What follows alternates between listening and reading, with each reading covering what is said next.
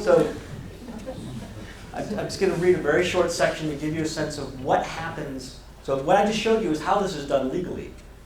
This is what you see when it's not done legally. And this happens in Puget Sound a lot. The boat didn't look like much. Aluminum with blue trim, a row of smudged cabin windows, a thick center mast crowded with antennas and loudspeakers. Through moonlight and a light rain, Detective Ed Bowles could see a curtain of black rubber cloaking half of the vessel's deck like a tent. He couldn't spot the orange glow of a single cigarette and suspected the crew had been ordered not to smoke. Bowles and his partner, Detective Bill Jarman, were crouched behind Douglas fir trees and madronas on a wooded bluff overlooking Washington's Puget Sound. They peered down a sandy cliff, Bowles through a spotting scope and Jarman through binoculars at the boat idling below. Bowles heard little other than the wind and the waves. He knew a pair of aging mattresses stuffed in old cloth sleeping bags had been wrapped around an air compressor to muffle its groan. No one who passed by could possibly suspect that a crew fed oxygen through a hose to a diver below. Bowles had never been diving, but he knew what could be found in the region's murky underwater world. In Puget Sound's web of tide flats, channels, marshes, bays, and deltas, life took beguiling forms, particularly in the dimmest depths. Shovel-nosed ratfish patrolled the cobble flats alongside wolf eels with pinched faces that looked chiseled from granite. Anemones glowed in waggling fingers of lavender or in perfect white cauliflower stalks. Sea stars the size of cowheads curled around rocks and mussels, gauging light through the red dots on each arm. Bubblegum pink corals camouflaged the porcupine shields of sea urchin. Rockfish, perch, lingcod, and squid. At one time or another, the detectives had found all of these and more in places they did not belong. In nets tied under docks to be retrieved after dark. In aquariums or coolers hidden under tarps in old pickup trucks. On ice in the holding tanks of pirate fishing boats. Thieves hooked, netted, dug, and snatched these creatures and then sold them for food, pets, trophies, sometimes even for medicine. Some took just a few plants and animals. Others hijacked sea life by the truckload. Detective Ed Bowles couldn't recall all the ways he'd seen people steal. He made his living policing the theft of wild things. In 25 years with the Washington Department of Fish and Wildlife, he'd chased elk antler thieves and smugglers who exported bobcat and lynx to collectors. He'd caught poachers who hacked off eagle talons for artifact hunters. He carried handcuffs and operated with all the police powers of other lawmen. But here on the western slope of the Cascades, he and his fellow detectives specialized in undercover investigations, most involving the region's billion-dollar fishing industry. They tracked permits and bank records and trapped Dungeness crab thieves and snared abalone poachers who pried the fist-sized mollusks from rocky crevices. They'd never pursued anyone quite like this particular captain. Bowles sprawled on a spongy bed of leaves on the bluff and watched as fog rolled in through the rain and across the black water and the boat below. It was well after midnight, and the detectives already had tailed the suspect for hours, racing across bridges by land as the boat stole through Puget Sound. The captain had mastered these hidden passages, but Bowles and Jarman found the nearby streets less familiar. They'd bombed in and out of subdivisions, seeking secluded spots. Bowles had to keep adjusting and readjusting his scope, and eventually he saw what could have been a harbor seal bobbing above the water's surface. Then a black-gloved hand emerged, and someone paddled toward the boat. The diver climbed aboard the vessel, empty-handed. Bowles had not been expecting this. He'd spent hours discussing this very spot with the biologists on his team. Unlike much of Puget Sound, Wyckoff Shoal, just north of Drayton Passage, rarely reached deeper than 40 feet. Coarse-grained sand coated the bottom, and the tide swept by at 2 knots. Other than accordion-fanned orange sea pens and 24-armed sunflower stars, little of consequence hung out above the sandy floor. The real riches were buried below, and while each creature would take a small struggle to retrieve, any discerning thief would gather as many as he could carry. Bowles had expected the diver would stay underwater for hours. Then the crew would have hauled up a net carrying a load of seafood large enough to stuff a Volkswagen. Instead, the detectives watched this black shadow peel off his neoprene dry suit. Within minutes, the boat rumbled to life, hugging the shoreline. It jetted toward Devil's Head Point, the last hook on the peninsula, before the shoreline looped west and headed north. Voles and Jarman ran toward the road, clambered into their Ford Expedition, and shot south, trying to keep up. The boat was already out of sight, but they drove through the night high above the beach with their headlights off, unable to spy the boat or raise anyone on the radio. They rolled the windows down and tried to hear the ship's diesel engine growling through the mist. The detectives had lost this captain several times before. He used top-of-the-line radar and night vision gear and moved unpredictably as if he knew he was being watched. They'd finally caught a break 2 months earlier. An informant had described crew members on the boat forging documents and illegally hauling in several $1 million worth of shellfish. If that was true, Voles was watching one of the country's most profitable wildlife smuggling rings, certainly the strangest and most sophisticated the Pacific Northwest had seen in decades. The tipster told him that the captain had a handful of shipboard rules. Dump everything if you see anyone approaching. Always jet away at top speed, and don't ever stop unless the cop thrusts a gun in your face. So that's what these guys do for a living, and they do it quite often on Puget Sound. And this book is actually told through one guy's story, and that is Detective Ed Voles, who only recently retired at the Washington Department of Fish and Wildlife. He's the main character in this book, and it covers sort of a 10-year chase in his career. And what sort of struck me at the very beginning of this is I wanted to understand how it is that people an ocean away actually had become attracted enough to a creature that's found largely here that they were willing to steal and risk jail time in order to get it. And it was really sort of bizarre to me if you think about it that, you have people living in China are eating Gouda clams that don't grow anywhere near their part of the world, and somehow they're actually willing to come over here and steal it to get them. And there was this entire subculture of bad guys and good guys and people chasing each other, trying to sort of fight over this one little creature. And so when I first sort of stumbled upon this, I actually started working on a story for the newspaper, and I wanted to go and talk to these wildlife cops.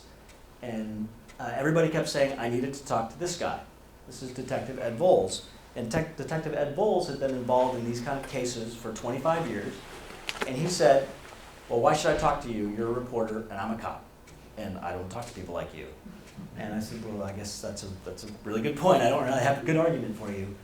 And he said, well, why don't you just come back later? And so I would come back, and each time I did, he would say, this is so much bigger than you realize. And if you do what I do for a living, that's sort of like, dangling something in front of me and say, well, okay, I'm coming. And the stories that he started to tell me opened my eyes to an entire world right here in the Pacific Northwest that I knew nothing about. And I presumed that if I'm getting paid to know something about it, that there must be a lot of people who don't know anything about this world. And one of the earliest stories he told me was about this. There are folks here in Puget Sound who will go out and steal a handful of crab.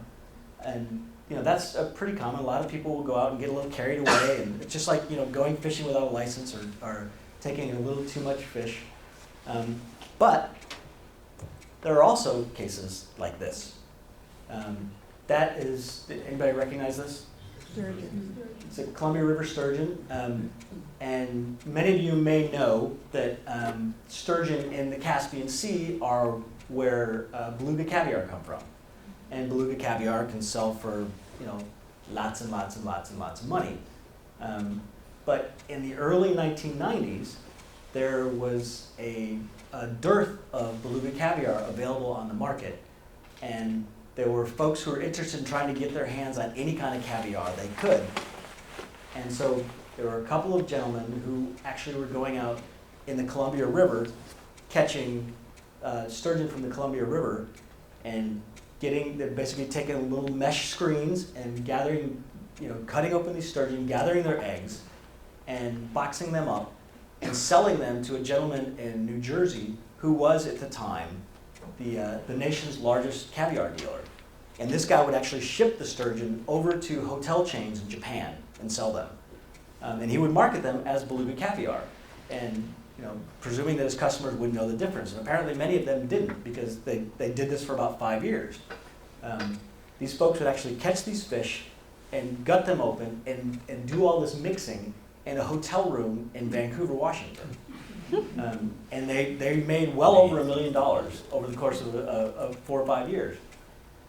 What's amazing to me is how they eventually got caught.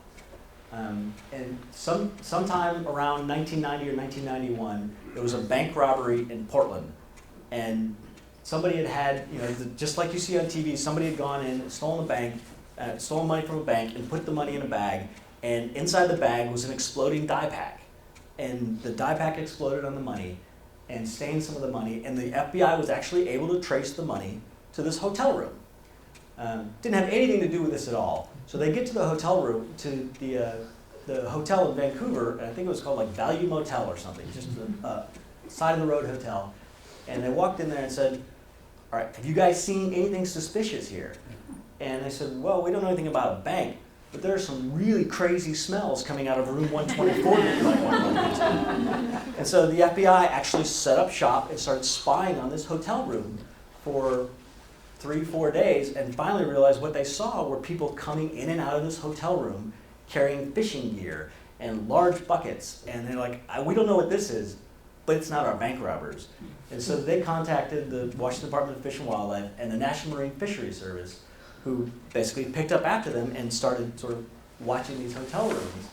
And they ended up arresting these guys and tracking this back to a guy who was so famous as a caviar dealer. He'd actually been featured in a cover story in People magazine as basically the U.S.'s top caviar dealer. So anyway, so I thought all this was really fascinating, but what it really started opening my eyes to is that this is not just somebody who takes a few too many crab or somebody who's fishing without a license. There's sort of a different level of crime that's actually taking place here. And because of, it was just so fascinating to me, it just started sort of bopping around in my head. And I started seeing references to wildlife crime in a lot of places without realizing it. There is I don't know how many of you know that there are, in North America, there are about 3 or 4 places in North America where you can actually buy and sell wild furs at auction. And one of them is actually in Renton. And that there was a case in the early 2000s of a handful of folks who were being accused of stealing wild otter, or rigging bids to sell wild otter furs, otter furs, to Chinese and Korean buyers for below market rates. There were a bunch of other cases that really sort of caught my attention. And up until that point, this is what I'd actually thought of as wildlife trafficking. And people go out into Africa and Asia and take elephants and kill them for their ivory. Tigers are now in serious trouble around the globe because, people want them for everything. They actually use them for, people want the pelts, they build ashtrays out of the paws, and there are actually believed to be medicinal properties by grinding up tiger penises. Just last night, as I was sort of packing my bag to come here, I got the latest issue of National Geographic. And the latest issue of National Geographic has yet another story about the rise in rhino poaching. For the same thing, that the rhino horns are believed to be, in some cultures, aphrodisiacs. So, up until now, this is what I thought wildlife trafficking was about. But after talking to these folks, this is what I started to learn. These are Gila monsters found nowhere else in the world other than the southwest part of the U.S. and in the northern part of Mexico in the Chihuahuan Desert. And they are actually really popular with herpetologists and pet trade people because they're the only venomous lizard in North America. And people who are really into lizards and snakes like hot pets. And by hot, they mean poisons. So there's an entire marketplace that has actually grown up around folks who actually want to keep these things as pets. Venus flytraps. There was a case not that long ago where folks in South Carolina and North Carolina were going in and raiding national forests of Venus flytraps. And there was a guy who actually was caught boarding a plane in Baltimore carrying something on the order of 17,000 bulbs from Venus flytraps that were taken from the wild that he was going to take over to the Netherlands to sell in the great flower markets in the Netherlands. And if you guys wouldn't mind indulging me in one more reading, this is the last one I'll read to you, but this is its own, it's a completely encapsulated story. This is a butterfly that is found only in the Grand Canyon. It's called the Grand Canyon swallowtail. In sort of going through all this, I stumbled upon the case of a federal agent who spent several years undercover trying to catch a guy who turned out to be the world's largest butterfly thief. And he was stealing butterflies from all over the world, including from here in the US, to sell to collectors overseas. And in all my research, I never got to see a case that was more sort of perfectly describing the lengths that both the criminals go to and the cops are now going to try and catch them.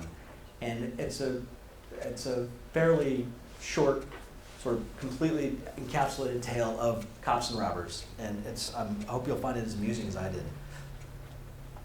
Special Agent Ed Newcomer figured it all out one May afternoon inside a wing of the Los Angeles County Museum of Natural History. The corridors that day were crawling with bug people. There were entomologists and bug collectors who mounted insects in display boxes. There were people who kept bugs as pets. There were bug sellers and bug buyers, and jewelers who made necklaces from bug parts. There were would-be tailors who knit clothing with bug designs, and adults who brought children who could appreciate a good praying mantis. This was the world's largest annual insect show, and there were folding tables that formed rows of exhibitors' booths where seated men and women hawked skittering arachnids, or laminated insect wing earrings, or horned beetles brought in from Borneo, and they were shrink-wrapped in cellophane. There were visitors dickering over prices for pin-mounted scorpions and leeches swimming around in Tupperware. There were 60 vendors attending this fair every year, and most of them knew each other pretty well. They bought and sold their wares on an international circuit of fairs or through eBay. Every vendor knew the Butterfly Baron, the guy Special Agent Ed Newcomer had come here to meet. The Butterfly Baron got things nobody else could. The 52-year-old man's name was Hisayoshi Kojima, Yoshi to his friends. Few who knew Yoshi hadn't heard that National Geographic sometimes hired him to scout rainforest jungles for insects. He said he kept a Mexican boy on a $2,000 a month retainer netting butterflies in Honduras. He bragged about bribing border officials so he could sneak endangered insects out of South America. Yoshi usually got what his customer wanted: